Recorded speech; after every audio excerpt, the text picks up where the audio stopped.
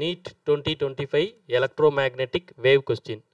So இந்த கொஸ்டினில் என்ன கேட்டிருக்கிறாங்க, the electric field in plane electromagnetic wave is given பைன்னு சொல்லிட்டு எலக்ட்ரிக் ஃபீல்டோட ஈக்குவேஷன் கொடுத்துட்டு கரஸ்பாண்டிங் மேக்னெட்டிக் ஃபீல்டு ஈக்குவேஷன் என்ன அப்படின்னு சொல்லி கேட்குறாங்க.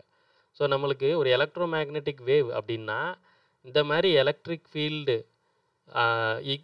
ஃபீல்டு வேவ் இருந்துச்சுன்னா இதுக்கு பெர்பெண்டிகுலராக உங்களுக்கு மேக்னெட்டிக் ஃபீல்டு வேவ் வந்து இருக்கும்.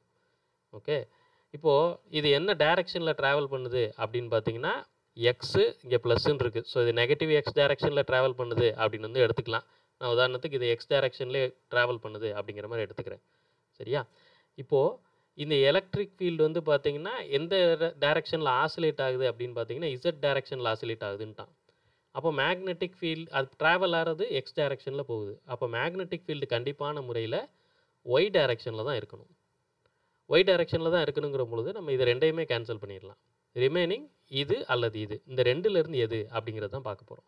அதே மாதிரி இந்த ஃபேஸ் வந்து ஈக்குவலாக தான் இருக்கும். எலக்ட்ரிக் ஃபீல்டில் என்ன ஃபேஸ் இருக்கோ அதே தான் மேக்னெட்டிக் ஃபீல்டிலே இருக்கும். அடுத்த ஃபேஸ் பார்ப்போம்.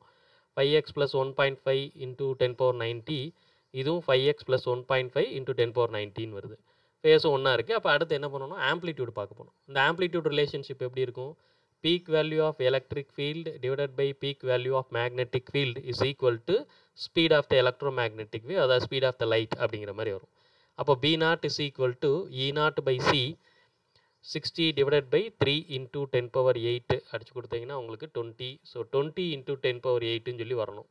அப்படி இல்லாட்டி இதை எப்படி 2.7, அப்போ இது கண்டிப்பாக வராது, இதுதான் வரப்போகுது. 20 வந்து நம்ம 2 × 10⁻⁷ எழுதிக்கலாம். ஸோ இதை எடுத்துக்கலாம்.